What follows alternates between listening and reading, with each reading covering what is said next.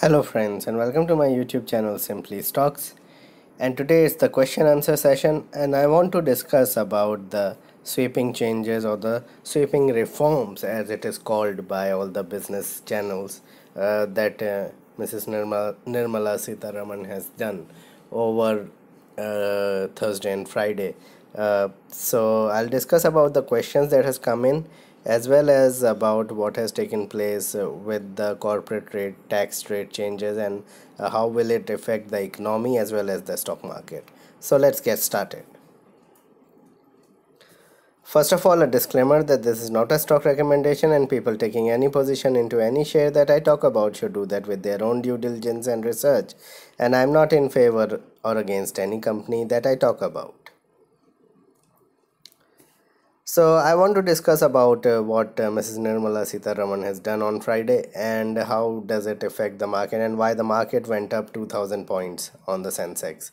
Well, I believe, and these are all my personal opinions, and you can differ with my opinion as well, or whatever. But the point is, I believe that the reforms are good, but they are not revolutionary. And why, I'll just explain in a moment. What has happened, I'll just explain that in the next few lines. The point is, before this announcement, the bigger companies, the companies such as Reliance Industries, Page, Eicher Motors, Asian Paints, etc., and many other companies which were not getting any tax benefit in terms of SEZ or any government benefits because of them producing any products which are of good nature to the culture of the people, or CSR products, or those products which get rebates. Those companies which do not get any kind of other rebates by the government were paying taxes as high as 35 to 38%. And now what has been done is, those companies which are having a turnover of more than 400 crores and do not take any liberties from the government or anything in terms of SEZ or any other rebates from the government, would be paying taxes accumulatively of 25.17% instead of whatever they were paying, say 30%, 33, 34, 36. What has that done is, immediately the stock market went up, and the reason was that, suppose a company, for instance, Page Industry, who pays a tax of 34-35%, round about that. I don't know the exact figure, but it's around 33 to 35%. So for instance, they pay 34%, they'll pay 25%. So that's a 9% straight away on their profit line that would be coming in, and they are big companies. So 9% of, say, a revenue of 5,000 crore or 10,000 crore is huge. 900 crores in the exchequer. So what the government believes, and why they have done that, is that would spur growth, because those 9% would come into the market in the form of investment, either reinvestment or more factories being set up, expansion of the facilities, etc., and hence would end up making people get more jobs, in fact lower level jobs, and that would spur the economy. Now, this is the best case scenario. That whether companies would do it or not is another matter altogether. For instance, a company might say that, okay, we are paying less taxes, let's give more dividend to the shareholders, or we are paying less taxes, let's have cash on books for difficult times, and will not means expand or do anything of that sort. They are not obliged to do it. So it would have been better if the finance minister would have announced that these companies would pay 25% tax, and would require to invest the rest of the amount that they are saving into more facilities. Only then they'll get the tax rebate. That would have been better. Right now what they are doing is, they are making rich become more richer. So a Reliance Industries, who used to pay 33-34% tax, or 30% roundabout, that would be paying 25%, and it's a huge company, 8 lakh crore company. 5% of their revenue is a lot, or 5% of their profit is a lot. So maybe they'll not expand, they'll not do anything whatsoever. maybe the companies would expand and the economy would get spurred up. So it's not so clear, and it's not obvious that jobs would come in and there will be a demand side pickup. And that's why I'm saying these are reforms which are in the right direction, but whether it will have the same effect as 1991, only time will tell, and only probably will know by 2022, because these things will kick in from FY21. So till 2020 March, there's nothing of this sort that they'll be paying less taxes. But in FY21, they'll be paying less taxes. We'll know by 2022 whether that money that they save, these companies save, get into the market in the form of expansion, in the form of more factories set up, more jobs being created or not. Again, will the economy benefit?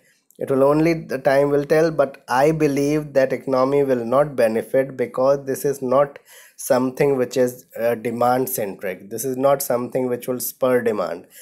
Things which could spur demand is having agricultural reforms, labor reforms, and having the lower income group people, or people who work at lower levels in factories, in companies, in textile mills, etc., get more wages. Their wages go high, their personal income or wealth go higher, and they'll be able to spend more.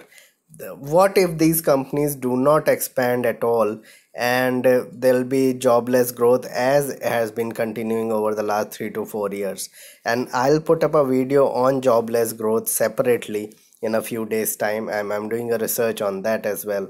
And basically what is happening and what growth is all about is that because of advent of technology and because of machine learning and AI and everything else, there are more people, lesser people required, and there are more people who are more dependent on artificial intelligence or machines. So you'll have a bot replying to your queries on the phone lines when you're calling the customer care, and so on and so forth. So there will be lesser people who are getting the jobs, and more work that is being done online or through machine. So these things need to change, or the people who are doing jobs need to get better salaries in order to spur demand side, I mean, of the economy.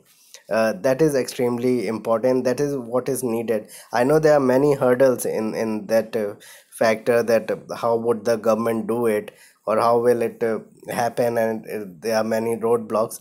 But this is extremely important, and this is something one needs to understand to the core, that demand side pickup is required for the economy to spur up.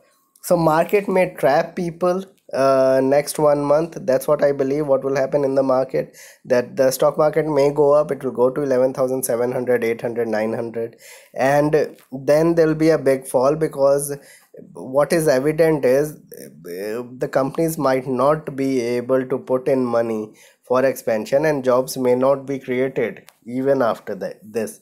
So the valuations will get richer. It is already extremely rich on the Nifty front, and that's why I said that 9,000 could come on the Nifty. So the valuations will become extremely rich, and we could see 12,000 on the Nifty, 11,800 on the Nifty by Diwali. But eventually, I believe in 6 to 8 months' time, will be lower, and will might still go towards 10,000, below 10,000 by the time FY20 ends. So what you need to do is buy solid company, growth companies which are earnings, where earnings are 20-25% and growing rapidly, and just stay with those companies. Now coming to the questions that have come in for the week. First of all, Sanjay Jolly has written that small caps will fall more. So it is regarding my video on the Nifty, that I said that it will go to 9,000. You can watch that video right now. The link is here. What are you saying is that the small caps will fall more, and I said that the small cap has made a bottom at 11,800 to 12,000. I still believe that the bottom has been made. Maybe it will go to those levels of 11,900 again on the BSC small cap.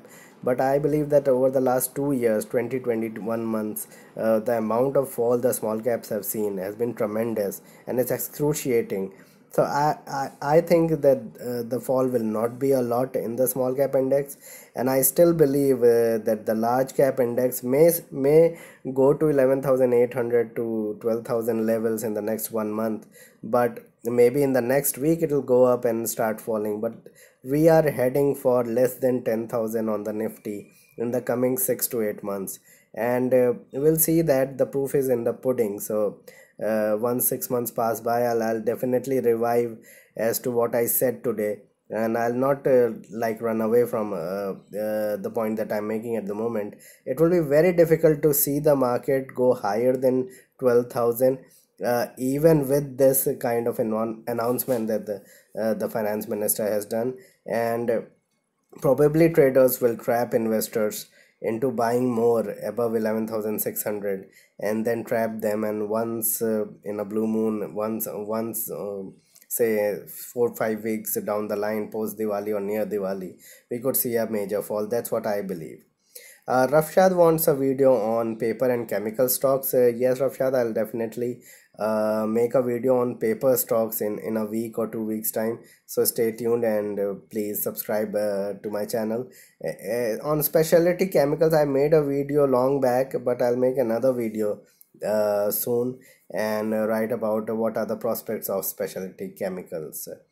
Kachi Karporam and Philips Carbon are the demand by Mrs. Shiva Kumari.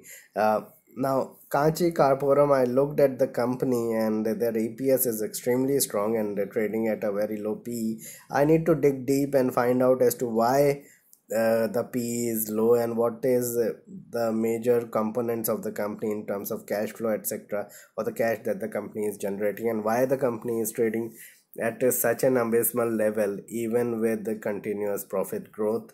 For Philips Carbon, I can tell you that I have made a video on HEG, although the problem with HEG was the promoters thing, that he was getting a lot of salary compared to the profitability that the company was getting, so he was getting a lot of share of the profitability. But it's in the similar industry. You can have a look at the HEG video, and I'll make a video on Philips Carbon soon. Achilles wants a video on BHEL. Soon I'll make a video on BHEL, Achilles. And I believe that if you are invested in BHEL, probably in the next 1 2 months, there'll be a lot of buying in these sort of stocks. So probably you need to avoid and get out of it, because the earnings have not picked up over the last 7 8 years.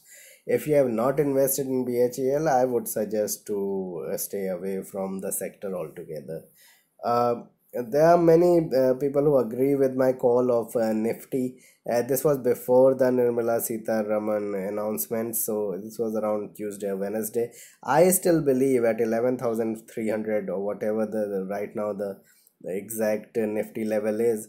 I believe that we could go higher by around 4 5%, but eventually we are headed southwards towards 9,000 9,500 level. Yes, you can say that the EPS of Nifty would increase by around 20%, 15 to 20% for FY21. And so FY20, I said 400 rupees. So let's say, let's make that more lenient towards 20%, so 480 rupees for FY21. Even at 480 rupees, if we take the EPS, 20 times is 9,600, 21 times is just over 10,000. So I don't see the market trade above 21 22 times, probably 6 8 months down the line, taking into consideration the earnings of FY21.